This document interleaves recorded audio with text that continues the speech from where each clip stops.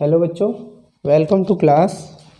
आज फिजिक्स का नया टॉपिक स्टार्ट करेंगे, तो ध्यान से देखेंगे।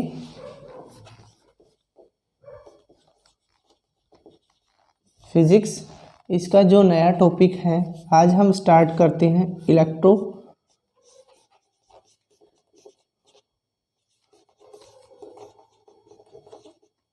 इलेक्ट्रोडायनेमिक्स।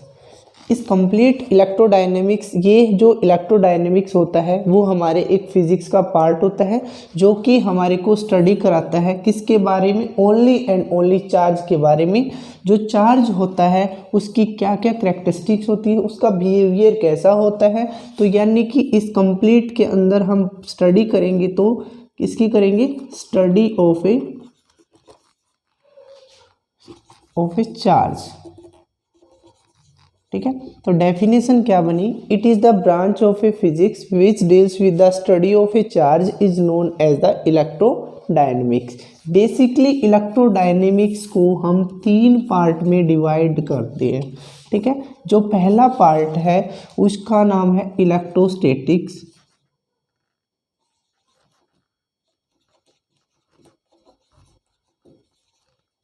ठीक है। सेकंड पार्ट है इसी के अंदर इलेक्ट्रिसिटी एंड मैग्नेटिज्म।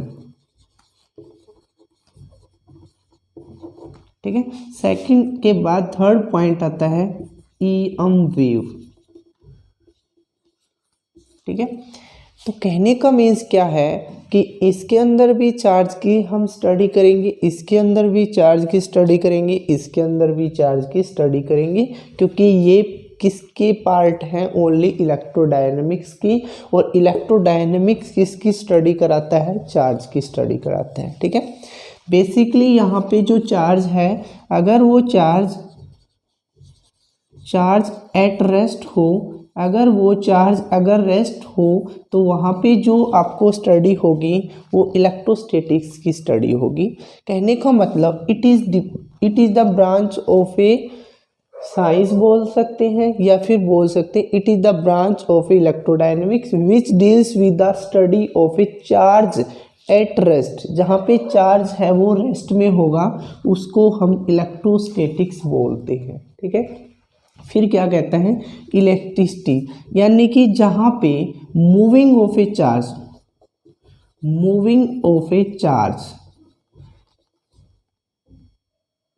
जहाँ पे चार्ज है वो मूव करना स्टार्ट करे, तब वहाँ पे क्या देगा, अगर कोई भी चार्ज किसी भी कंडक्टर के अंदर मूव करता है तो उसके अंदर या तो इलेक्ट्रिकल फील्ड देता है या फिर मैग्नेटिक फील्ड देता है। ठीक है, अब उसकी कुछ कंडीशंस होती हैं, यानी कि कंडीशंस का मतलब कोई भी चार्ज है वो मूव करे तो कुछ न कुछ कांस्टेंट वेलोसिटी से मूव करे किसी भी कंडक्टिंग ऑब्जेक्ट के अंदर। ठीक है, अगर वो कांस्टेंट वेलोसिटी से मूव करेगा तो वहाँ पे एक्सेलरेशन इज इक्वल टू क्या होगा, 0। कहने का मीन्स अगर कोई भी ऑब्जेक्ट के कोई भी चार्ज है किसी भी कंडक्टर के अंदर किसी कांस्टेंट वेलोसिटी से मूव करता है, तो उसके अंदर एक्सेलरेशन होगा वो 0। क्यों होगा, because why acceleration is equal to final minus के क्या होता है, इनिशियल वेलोसिटी होता है। ठीक है, और डिवाइडेड बाय टाइम टेकन लेते हैं ना। अब इसका मतलब फाइनल मानो हमने क्या किया, लेट वी सपोज 5 मीटर पर सेकंड की वेलोसिटी से क्या कर रहा है, कोई भी चार्ज फ्लो कर रहा है किसके अंदर, कंडक्टर के अंदर। ठीक है, अगर वो 5 मीटर है तो इनिशियल भी वही होगा और फाइनल भी वही होगा। बिकॉज वाई, क्यों होगा, क्योंकि हमने यहाँ पे क्या बोला है, कांस्टेंट वेलोसिटी। तो इसकी इनिशियल भी 5 और फाइनल भी 5, तो मीन्स क्या हुआ, 5 minus 5 divided by time taken कुछ भी हो, तो यानी कि ऊपर 0 नीचे क्या आएगा, टाइम टेकन। तो किसी भी 0 को किसी भी एनी क्वांटिटी से डिवाइड करेंगे तो आपको रिजल्टेंट 0 ही मिलेगा। तो इसका मीन्स क्या हुआ कि जब हम किसी भी कांस्टेंट वेलोसिटी से यहाँ पे चार्ज को फ्लो करते हैं तो वहाँ पे एक्सेलरेशन क्या होगी, 0 होगी।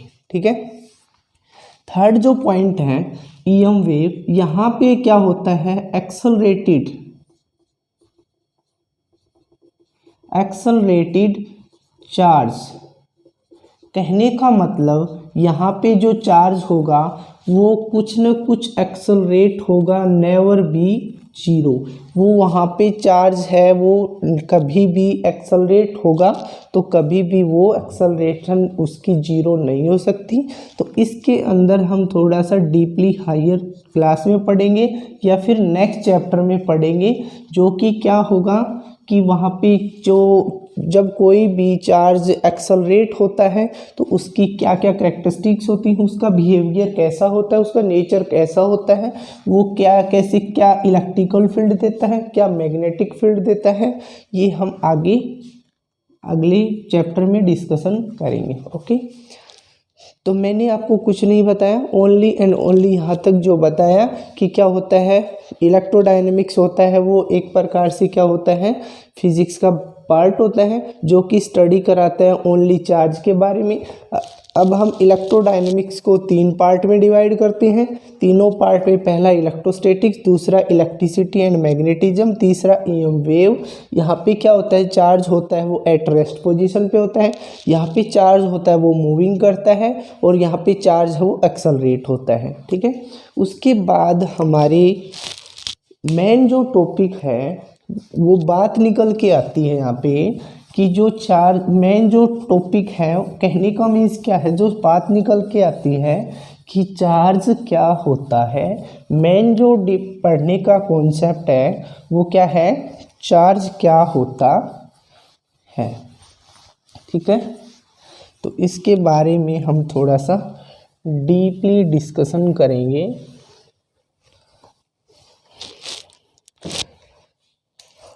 सबसे पहले आपको पता होना चाहिए चार्ज क्या होता है।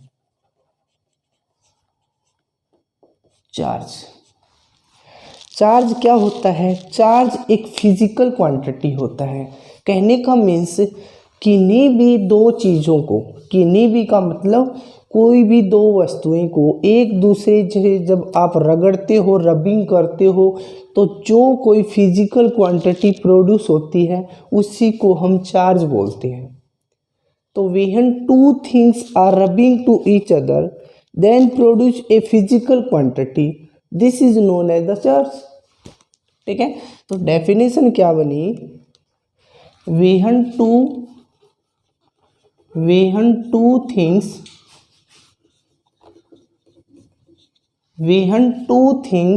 are rubbed to each other,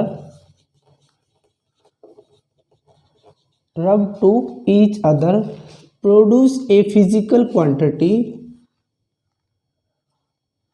बेटा यहाँ पे other, produce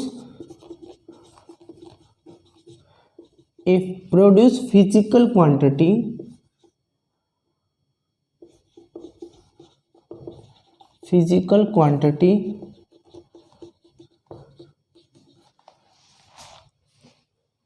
is known as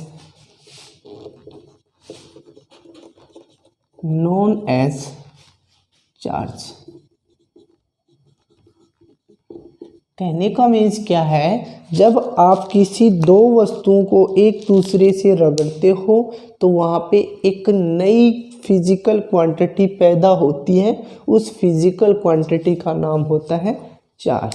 ठीक है, एक कंडीशंस होती है, यहाँ पे कंडीशंस ये होती है जो भी दो वस्तुएं जो भी हो वो हमेशा इंसुलेटेड होनी चाहिए। कहने का मतलब इंसुलेटेड टू थिंग्स, जब व्हेन टू थिंग्स हैं वो इंसुलेटेड होनी चाहिए, न कि कंडक्टिंग। Insulated are rubbing. कहने का मीन्स कंडीशंस ये होती है कि इंसुलेटेड को ही आपको रबिंग करना है, न कि कंडक्टिंग को। ठीक है, कंडक्टिंग तो ऑलरेडी ही पहले से ही क्या होती है, न्यूट्रल होती है। ठीक है, अब हम उसके बारे में थोड़ा सा आगे डिस्कशन करेंगे। अब इसी की हम सेकंड जो डेफिनेशन निकालना चाहें तो निकाल सकते हो कि चार्ज होता है वो चार्ज एक ऐसी करेक्टरिस्टिक प्रॉपर्टीज होती है जो कि इलेक्ट्रिकल फील्ड भी देती है और मैग्नेटिक फील्ड भी देती है। ठीक है, कहने का मीन्स क्या है, इसको हम थोड़ा सा पढ़ेंगे आगे। एक बार डेफिनेशन लिखना चाहो तो लिख सकते हो। It is the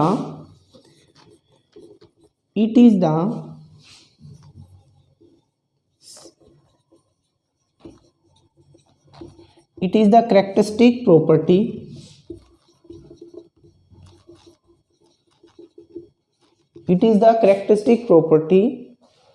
which produce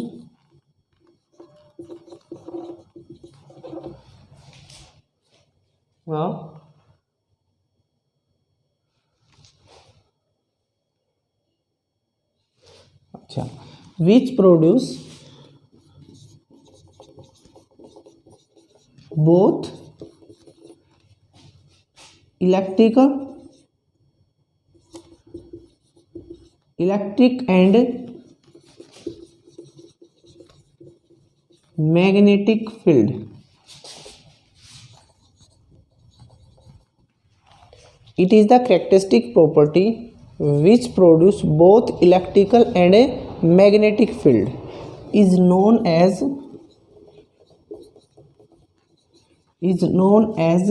charge. कहने का मीन्स ये है, आप दूसरी डेफिनेशन लिखना चाहो तो लिख सकते हो कि ये जब दो चीज़ों को रबिंग करते हो तो क्या होता है, फिजिकल क्वांटिटी, और जब आप कहने का मतलब इसकी ये कैरेक्टरिस्टिक प्रॉपर्टी होती है। कैरेक्टरिस्टिक प्रॉपर्टी का मतलब चार्ज होता है, उसके पास इलेक्ट्रिकल फील्ड भी होती है और मैग्नेटिक फील्ड भी होती है, बट वो उसकी कैरेक्टरिस्टिक उसकी प्रॉपर्टी पे डिपेंड करता है, वो किस नेचर का है, उसका बिहेवियर कैसा है। ठीक है, अब हम इसके बाद हम डिस्कशन करने जा रहे हैं कि जो चार्ज होता है उसको हमेशा या तो कैपिटल क्यू से रिप्रेजेंट किया जाता है या फिर चार्ज को या स्मॉल क्यू से रिप्रेजेंट किया जाता है। चार्ज को हमेशा या तो कैपिटल क्यू से या फिर स्मॉल क्यू से रिप्रेजेंट किया जाता है। ठीक है, अब जो चार्ज होता है उस चार्ज की यूनिट क्या होती है। चार्ज होता है उसकी, पहले हम पढ़ते हैं चार्ज ये जो होता है उसकी एसआई यूनिट क्या होती है, यानी कि एसआई यूनिट ऑफ ए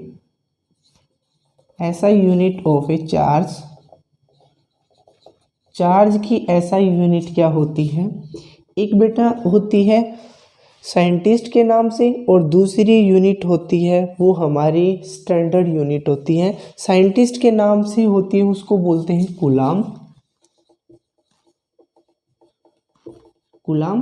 इसको हमेशा कैपिटल सी से रिप्रेजेंट किया जाता है। ये यूनिट होती है किसके नाम से होती है, नेम ऑफ ए साइंटिस्ट। ये हमेशा साइंटिस्ट के नाम से होती है। और जो कि स्टैंडर्ड जो ऐसा यूनिट होती है, स्टैंडर्ड जो यूनिट होती है उसका नाम होता है, देखो हमने आगे पढ़ेंगे कि करंट होता है is equal to Q by T होता है। आपको निकालना क्या है, Q is equal to I into में क्या हो गया टी। आई का मीन्स क्या होता है, आई की यूनिट क्या होती है, एम्पियर, और टाइम की क्या होती है, सेकंड। यानी कि करंट की चार्ज की सेकंड जो डेफिनेशन, सेकंड जो यूनिट अगर आपसे कोई पूछे तो आप बोल सकते हैं ampere into second is the standard unit of a charge. Ampere second is the standard unit of a charge. ठीक है, या फिर आप इसी के अकॉर्डिंग, अगर ये होती है साइंटिस्ट के नाम से और ये होती है स्टैंडर्ड फॉर्म में। ठीक है, लेकिन मोस्टली आपको हर जैसे कहीं पे पूछा जाएगा, यानी कि Q इज इक्वल टू 3 यानी कि C लगा मिलेगा आपको। जैसे Q is equal to Q1 जैसे Q2 यानी कि -3 C लगा मिलेगा आपको।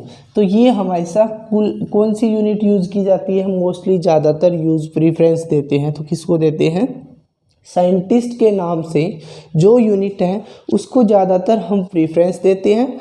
ठीक है, अब इसी के अकॉर्डिंग हम यहाँ पे पूछा जाए आपसे कि जो CGS यूनिट होती है, ये तो हमने SI यूनिट पढ़ा, अगर आपसे पूछ लें कि CGS यूनिट क्या होगी, CGS यूनिट का मीन्स क्या होता है, सेंटीमीटर ग्राम सेकंड की यूनिट, जो स्टैंडर्ड यूनिट होती है SI इंटरनेशनल यूनिट, उससे छोटी यूनिट जिसको हम CGS यूनिट बोलते हैं, उसको हम स्टैंडर्ड यूनिट की फॉर्म में या तो हम बोलते हैं इसको स्टेट कूलाम। CGS यूनिट क्या होती है, या तो होती है स्टेट कूलाम या फिर इसका नाम होता है ESU या फिर इसका दूसरा नाम होता है EMU। ठीक है, ESU का मीन्स होता है इलेक्ट्रोस्टैटिक यूनिट, EMU का मीन्स होता है इलेक्ट्रोमैग्नेटिक यूनिट। ठीक है, तो आपको पता होना चाहिए CGS यूनिट होती है या तो स्टेट कूलाम या होती है ESU या फिर होती है EMU। ESU होती है इलेक्ट्रोस्टैटिक यूनिट, EMU होती है इलेक्ट्रोमैग्नेटिक यूनिट। ठीक है, अब आपसे पूछा जाए कि जो चार्ज होता है उस चार्ज की वैल्यू एक जो हमारा, जैसे हम कोई भी केमिस्ट्री में पढ़ते हैं कि जैसे हाँ अच्छा एक यूनिट और भी होती है, आपको मैं मतलब आपको वैसे पता होगा लेकिन आपको मैं रिमार्क करवा देता हूँ कि केमिस्ट्री में हम जो केमिस्ट्री में मोस्टली ज़्यादातर हम केमिस्ट्री में आप चार्ज को केमिस्ट्री में पढ़ते हो फैराडे की फॉर्म में। ठीक है, और वो फैराडे की यूनिट होती है चार्ज, वो वहाँ पे फैराडे, और 1 फैराडे इज इक्वल टू होता है 1 फैराडे इज इक्वल टू 9600 यानी कि 96500 कूलाम होता है, यानी कि 1F इज इक्वल टू 96500 के इक्वल होता है। ठीक है, अच्छा अब आपसे पूछा जाए कि जो हमारे केमिस्ट्री के अंदर जो एटम होता है वो एटम क्या होता है, इलेक्ट्रिकल न्यूट्रल होता है। क्यों होता है, क्योंकि एटम होता है उसके अंदर एक न्यूक्लियस होता है। ठीक है, न्यूक्लियस में प्रोटॉन्स होते हैं और क्या होते हैं, न्यूट्रॉन्स होते हैं, और आउटर सेल में क्या होते हैं, इलेक्ट्रॉन्स होते हैं। अब उनकी यूनिट होती है, वहाँ पे क्या लिया जाता है, जो इलेक्ट्रॉन्स होता है उसकी एक एक्यूरेट वैल्यू ली जाती है, जो कि हमने पढ़ा भी है। इलेक्ट्रॉन्स होता है यानी कि चार्ज ऑफ ए इलेक्ट्रॉन्स,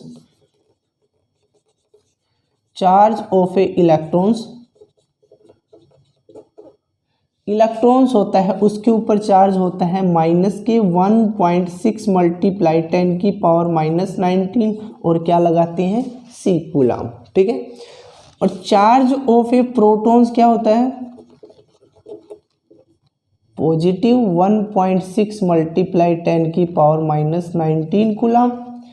तो कहने का मीन्स अगर इस हमने पढ़ा है केमिस्ट्री में इक्वल कोई भी एटम पार्टिकल है, उस एटम पार्टिकल में इतने ही तो नंबर ऑफ इलेक्ट्रॉन्स, जैसे कहने का means number of electrons is equal to या is equal to number of protons, यानी कि टोटल अगर करोगे इलेक्ट्रॉन्स नेगेटिव यहाँ पे पॉजिटिव दोनों एक दूसरे को कैंसिल करेंगे तो क्या बना, एटम होता है वो इलेक्ट्रिकल क्या होता है, न्यूट्रल होता है।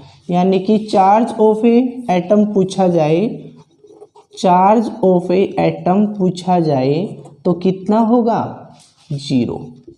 ठीक है, जैसे जैसे आगे बढ़ते जाएंगे हम आगे पढ़ेंगे कि हम जो सेमीकंडक्टर होते हैं वो सेमीकंडक्टर भी होते हैं, वो दो प्रकार के होते हैं।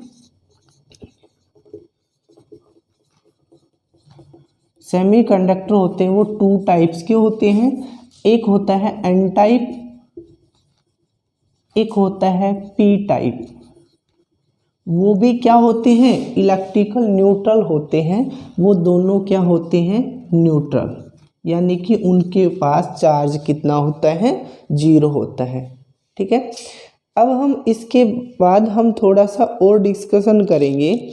अब इसके बाद हम थोड़ा सा और डिस्कशन करेंगे कि जो सर ऐसा यूनिट हमने बताया, आपको क्या बताया, कूलाम या फिर स्टेट कूलाम। ठीक है, ऐसा ही कुछ दो बताया, एक मैंने ESU बताया, एक मैंने EMU बताया। ठीक है, अब उसके बाद हम पढ़ते हैं, अगर आपसे पूछा जाए कि 1 कूलाम यानी कि 1 कूलम चार्ज है उसकी वैल्यू कितनी होती है। ठीक है, तो अगर हमने पूछा जाए यानी कि 1 कूलम चार्ज है यानी कि उसकी एक स्टैंडर्ड वैल्यू कितनी होती है, स्टैंडर्ड वैल्यू को हम एक न्यूमेरिकल पोर्शन में निकालेंगे। अगर आपसे ये पूछा जाए 1 कूलम मतलब जो क्या होता है कि 1.6 मल्टीप्लाई 10⁻⁻19 कूलाम। ठीक है, ये कितने स्टेट कूलाम के इक्वल होता है, तो ये होता है 4.8 मल्टीप्लाई 10⁻⁻10, और 10 का मतलब यहाँ पे ये कूलाम होता है, ये कितने के बराबर होता है, स्टेट कूलाम। ठीक है, अगर आपसे 1 कूलाम पूछा जाए तो 1 coulomb is equal to 4.8 multiply 10⁻⁻10 divided by 1.6 multiply 10⁻⁻19, 16 क्या होती 3 पे, और ये ऊपर जाएगी पावर, तो कहने का मीन्स 3 मल्टीप्लाई 10⁻9, और क्या लगेगा, स्टेट कूलाम। ठीक है, यानी कि 1 कूलाम कितने स्टेट कूलाम के बराबर होता है, 3 मल्टीप्लाई 10⁻9 स्टेट कूलाम के बराबर होता है। ठीक है, अगर आपसे पूछा जाए कि अगर आपसे ये पूछा जाए कि 1 ई, देखो कौन सी यूनिट पढ़ी हमने दूसरी, 1 EMU is equal to 1 EMU कितने के ESU के बराबर होता है, यानी कि कितने 1 EMU पढ़ा है वो कितने EU मतलब EMU, देखो दो पढ़ा है हमने, एक पढ़ा है EMU, एक पढ़ा है ESU। इसको बोलते हैं इलेक्ट्रोमैग्नेटिक यूनिट, इसको बोलते हैं इलेक्ट्रोस्टैटिक यूनिट। ठीक है, यही पढ़ा है हमने, तो इसका मतलब यहाँ पे हम पढ़ेंगे तो 1 EMU होता है वो कितने के इक्वल होता है, 3 मल्टीप्लाई 10⁻10 और किसके, ESU के। ठीक है, कहने का मीन्स 1 EMU होता है वो 3 मल्टीप्लाई 10⁻10 ESU के बराबर होता है। ठीक है, अगर आपको इसी को EMU को कूलाम में कन्वर्ट करना है, ठीक है, तो कहने का मीन्स यहाँ पे 1 EMU पूछा जाए, EMU कितने कूलाम के इक्वल होता है, तो 1 EMU is equal to 10 coulomb के इक्वल होता है। ठीक है, तो प्यारे बच्चों अब यहाँ पे आपको पढ़ना है, ये थोड़ी सी स्टैंडर्ड वैल्यू होती हैं तो इनको याद करना ज़रूरी होता है। ठीक है, ठीक है, अब उसके बाद हम क्या पढ़ते हैं, इसी के अंदर हम थोड़ा सा और डिस्कशन करेंगे थ्योरेटिकल पोर्शन को। अब वो थ्योरेटिकल पार्ट है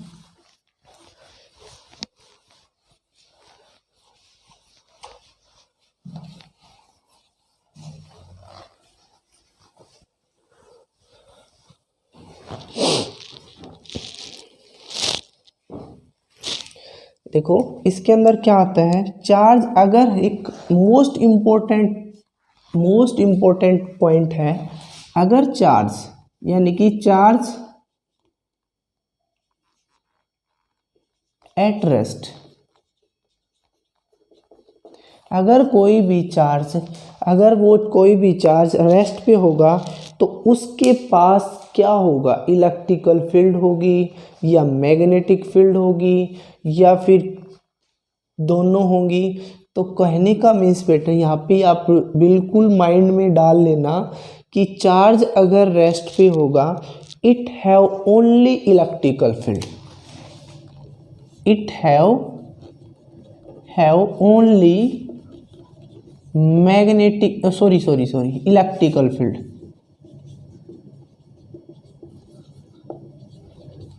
ठीक है, अगर कोई भी चार्ज अगर रेस्ट पोजीशन पे है तो उसके पास ओनली एंड ओनली क्या रहेगा, इलेक्ट्रिकल फील्ड रहेगा। अगर चार्ज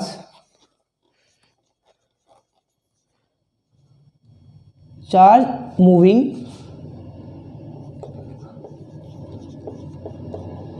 अगर कोई भी चार्ज है वो क्या कर रहा है, मूविंग कर रहा है, अगर कोई भी चार्ज मूविंग कर रहा है तो उसके पास इलेक्ट्रिकल भी होगी और मैग्नेटिक भी होगी, both electrical and magnetic field, both electric and magnetic field. ठीक है, कहने का मीन्स क्या है, अगर कोई चार्ज मूव करेगा तो उसके अंदर इलेक्ट्रिकल फील्ड भी होगी और मैग्नेटिक फील्ड भी होगी, उसके पास दोनों होगी। अगर हम कोई भी करंट कैरिंग कंडक्टर लेते हैं, करंट कैरिंग कंडक्टर, अगर हम कोई करंट कैरिंग कंडक्टर है, मान लेते हैं ये कोई भी करंट कैरिंग कंडक्टर है, इस करंट कैरिंग कंडक्टर के अंदर करंट फ्लो कर रहा है। करंट कैरिंग कंडक्टर का मतलब क्या होता है, उसके मतलब करंट क्या, या तो उसके अंदर करंट फ्लो कर रहा है या करंट उसके अंदर नहीं फ्लो कर रहा है। ठीक है, तो इससे उसके ऊपर कोई फर्क नहीं पड़ेगा। कहने का मतलब कि ये जो करंट कैरिंग कंडक्टर होता है उसकी वो क्या होता है, इलेक्ट्रिकल न्यूट्रल होता है, और इलेक्ट्रिकल न्यूट्रल होता है तो उसका मीन्स वहाँ पे चार्ज है वो नहीं होता, चार्ज नो, यानी कि चार्ज की वैल्यू क्या है, 0। अगर चार्ज नहीं है तो इलेक्ट्रिकल फील्ड तो देगा नहीं, अगर इलेक्ट्रिकल फील्ड नहीं देगा तो उसके पास ओनली एंड ओनली क्या होती है, मैग्नेटिक फील्ड होती है। ठीक है, कहने का मीन्स क्या है कि कोई भी चार्ज है, कहने का मतलब करंट कैरिंग कंडक्टर है तो उसके अंदर करंट फ्लो करे या करंट फ्लो न करे, उससे इसके ऊपर कोई फर्क नहीं पड़ता। तो कहने का मीन्स वहाँ पे इलेक्ट्रिकल चार्ज होता है उसकी वैल्यू करंट कैरिंग कंडक्टर में 0 हो जाती है, और जिसकी वजह से इलेक्ट्रिकल फील्ड नहीं होती, वहाँ पे ओनली एंड ओनली क्या होती है, मैग्नेटिक फील्ड होती है। तो बेटा यहाँ पे एक रिमार्क डाल लेना कि कोई करंट कैरिंग कंडक्टर होता है उसके अंदर क्या होता है, इलेक्ट्रिकल फील्ड होती है, मैग्नेटिक फील्ड, उसके पास मैग्नेटिक फील्ड होती है। तो प्यारे बच्चों आज के लिए इतना ही काफ़ी। अगर आपको अच्छा लगे तो लाइक कर दीजिए और थोड़ा सा सब्सक्राइब कर दीजिए ताकि इन फ्यूचर आपको हम मोटिवेट करें।